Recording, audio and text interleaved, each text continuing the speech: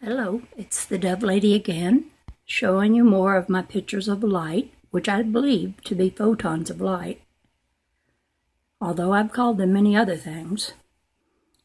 I'm going to continue letting you hear me read some of this, the Secret Doctrines of the Rosicrucians. So I'm going to get that going. And this is the third aphorism, and it's called the universal androgyny. And I'll get this going again. The third aphorism, the one became two, the neuter became bisexual, male and female. The two in one evolved from the neuter, and the work of generation began. In this third aphorism of creation, the Rosicrucian is directed to apply his attention to the conception of the world soul, there it goes, the first manifestation of the eternal parent as a bisexual universal being. This bisexual universal being, combining within itself the elements and principles of both masculinity and femininity, is known in the Rosicrucian teachings as the universal hermaphrodite and the universal androgyny. The term hermaphrodite is defined as an individual which has the attributes of both male and female. The term is derived by joining together the two names, Hermes and Aphrodite. The term came into ancient use through the legend of Hermaphroditus, son of Hermes and Aphrodite, who, while bathing, became joined in one body with the nymph Salmacis. The term androgyny is defined as an individual possessing the attributes of both male and female, a hermaphrodite. The term is derived from the combination of two Greek words, andros meaning a man, and genie meaning a woman. Androgyny. Conception of the bisexuality in the universal manifestation, or universal being, is one met with on all sides in the ancient esoteric and occult philosophies in all lands. In ancient Greece, in ancient India, and in ancient Atlantis, Persia, and Chaldea, the doctrine formed an important part of the inner teachings. In its highest forms, this teaching lay at the very heart of the ancient mysteries and resulted in the very highest and noblest conception of the dignity and worthiness of sex.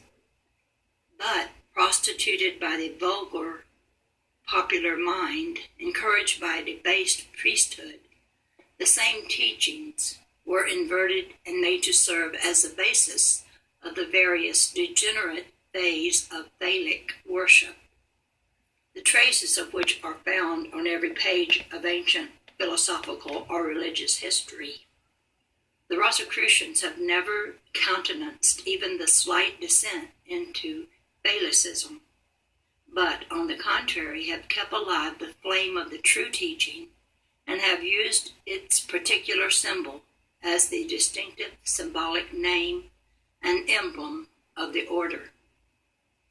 In order to understand the symbology of the universal androgyny, it is necessary to first become familiar with the two ancient symbols of sex. In all the ancient philosophies and religions, we find that the cross is a symbol of the male, and the circle the symbol of the female. In representing the bisexual, the hermaphrodite, the androgyny, the two symbols, the cross and the circle, are combined in one of several ways. The original way was that of placing the cross within the circumference of the circle. But later usage preferred the various forms of the so-called Phallic cross, which consists of the circle or oval sustaining the cross, which depends downward from it. Sometimes the cross is represented as the letter T and the circle as the letter the letter O. The well-known esoteric symbol, the swastika, consists of a modified cross conceived as a whirling wheel, something like the familiar spinning pinwheel of the boys' fireworks. The whirling cross of the swastika was seen in rapid motion, presents the appearance of a circle enclosing a cross. This symbol of the circle enclosing the cross is one particularly sacred to the Rosicrucians, since to them it represents the universal activity and universal creation, symbolizing the great mystery of occult generation on all planes of life.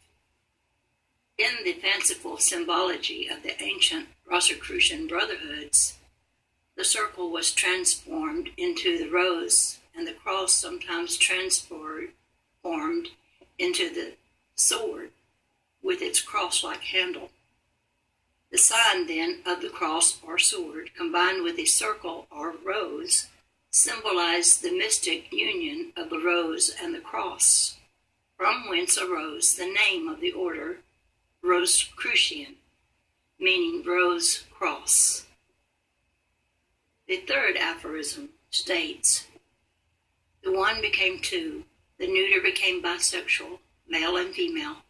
The two in one evolved from the neuter, and the work of creation began. In this aphorism, there is given the hint at the very important teaching of the Rosicrucians concerning the universal sex principle in nature, the presence and activity of the sexual pairs of opposites, male and female, which constitute the secret of creation. According to the secret doctrine of the Rosicrucian, there are present in all creations the activity of a male principle and a female principle, both universal in nature, character, and extent, both aspects of the world's soul, which act and react one upon the other, and thus produce all creative activity and the cosmic becoming, or universal activity and change. And the teachings also are that these two sex principles operate and manifest upon every plane of life, from the submineral to the mineral, onto the plant, onto the animal, onto the human, or to the superhuman, onto the angelic or godlike, and likewise that in everything in creation there is present and manifest the activity of sex. The above statement of the universality of sex may seem somewhat surprising to the person who has not acquainted himself or herself with the ancient wisdom of the esoteric schools, or who is not familiar with the daring conceptions of advanced modern science. But to that one who has mastered the ancient wisdom teachings, and who has likewise become acquainted with the best of modern advanced scientific thought, there will seem nothing strange about these statements. The ancient teachings taught positively that there was present and active sex in all manifested creation, and modern science is beginning to teach that the evidence of the presence of sex in everything is conclusive. The ancient teachings, which were later embodied in the early Rosicrucian teachings, held that in order that there might be becoming, change, or creation, there must be reaction following action, the play of one force on another, and the best teaching of the ancients were that those two opposing forces in nature were masculine and feminine, respectively, dual aspects of the universal being. And modern science is fast coming to recognize and teach the same great truth. The best teachings of modern science is that there is a stimulating or fertilizing activity in nature which acts upon a generative force, the latter reacting upon the former. And at the other end of the material scale, we find the teaching that the atom, once supposed to be the ultimate form of matter, is now discovered to be composed of a multitude of electrons, corpuscles, or ions, different names for the same thing, revolving around each other at a tremendous rate of motion. It was formerly supposed that the electrons simply revolved one around another and that all were alike in character and nature, but the later discoveries show that the formation of the atom is due rather to the action of numerous circling positive or male electrons around a central negative or female electron, the positive or male electron seemingly exerting a peculiar effect upon the negative or female electron, causing her to put forth certain energies which result in the generation of the atomic structure. This is in perfect accordance with the old Rosicrucian doctrine that the positive pole of magnetism and electricity, for both were well known to the ancient alchemist, was masculine, and that the negative pole of the same was feminine. But, unfortunately, the terms positive and negative, respectively, are used with the wrong implication, and much confusion results therefrom. For instance, the term positive is used to indicate strength and reality, as opposed to weakness and unreality of the negative. But the real facts of physical science show us the falsity of such an interpretation of these terms. The so-called negative pole of the battery is really the pole of generation, or the production of new forms and energies. The best authorities now prefer to use the term the cathode pole in place of the negative, the word cathode being derived from the Greek word meaning descent, the path of generation, etc. From the cathode pole of the battery emerged the great swarms of electrons, ions, or corpuscles. And from the same pole also emerged the wonderful rays which have played such an important part in modern physics. The cathode pole of the battery is the mother of all that strange brood of new forms of matter which have appeared to confute the old materialistic theories and to destroy the old conceptions of science. The cathode pole should in reality and truth be called the female pole, and the positive the male, for such terms truly represent their true respective offices.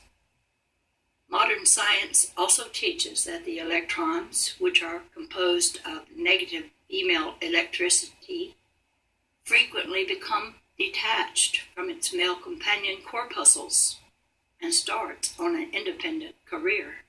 It seeks a union with a masculine corpuscle, and gaining it a new set of creative activity is begun. When the female corpuscle unites with the new masculine one, a strange phenomenon occurs. The corpuscles begin vibrating and circling around each other, and the result is the birth of a new atom in which is combined the masculine and feminine energies in some particular proportion. The atom thus formed does not manifest the properties of free electricity, but manifests an entirely new set of properties. The process of detachment of the feminine electrons is called ionization, and arising from such detachments and the formation of new unions result the varied phenomena of heat, light, electricity, magnetism, etc. In the same way, the varied phenomena of chemical attraction and chemical affinity arise from the manifestation of sex on the atomic plane. Though science has not as yet perceived this to be the truth, science teaches that there are marriages, divorces, and remarriages among the atoms, but it hesitates to go further and assert that this is part of the universal sex manifestation. But this announcement must come in time, for the evidence is overwhelmingly convincing. The explosive properties of certain substances really result from a divorce.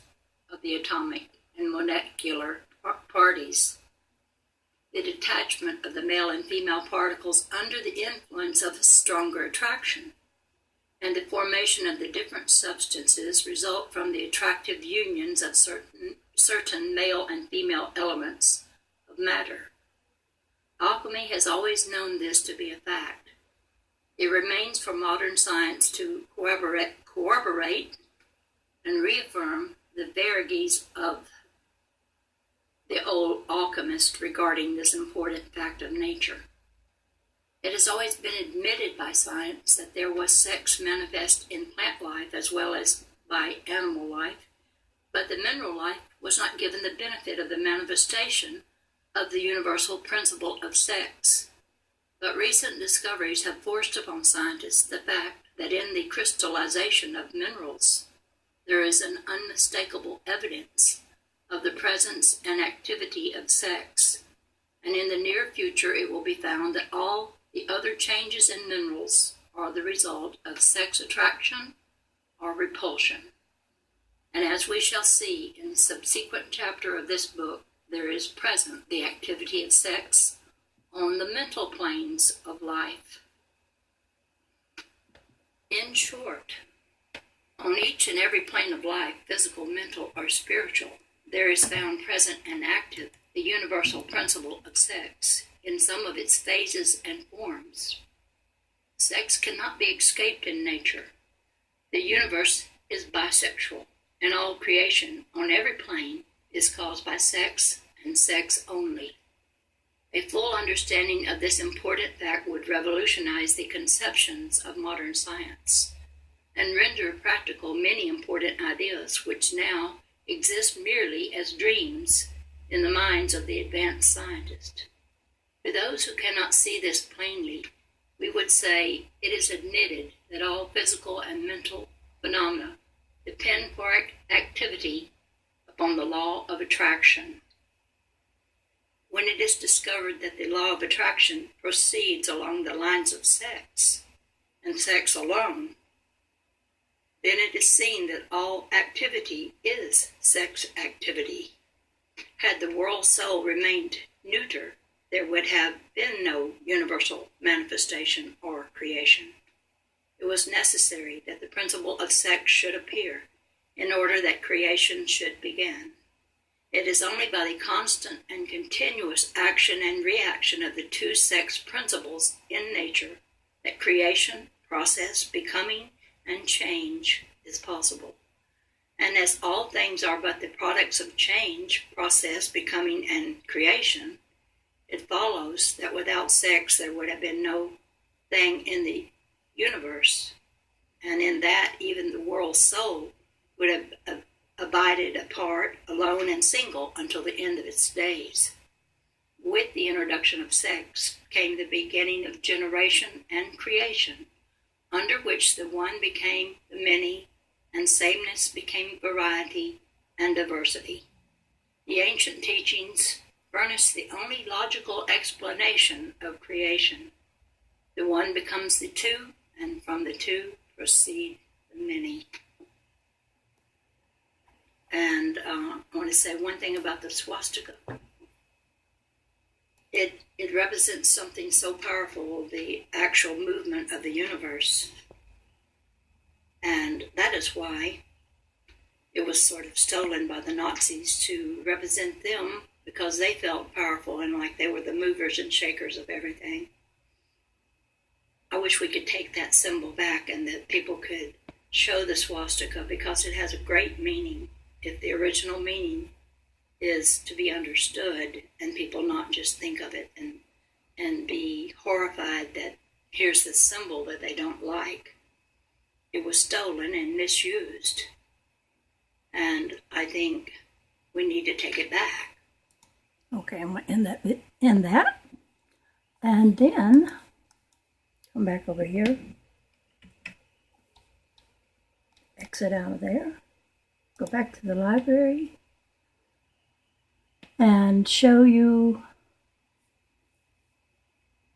well, these, they came by, these are the light reproducing itself back and forth between both parents, I call it, the mother and the father and the baby being tossed back and forth. But what it looks like it's doing is it's mixing everything up. Because then when later I get the bigger orbs that come out when I'm not focused on the ones just emerging from the light, I get a mingling of all these colors. And I think the colors, like this is one. And here's another. But let me show you something else. These I've failed to put the shadows in. If you don't put the shadows in, the colors don't look very vivid. Put it in on these. See the colors, how they just pop out when you put the dark into it. Here's another one. I thought I had these fixed, but I guess I didn't.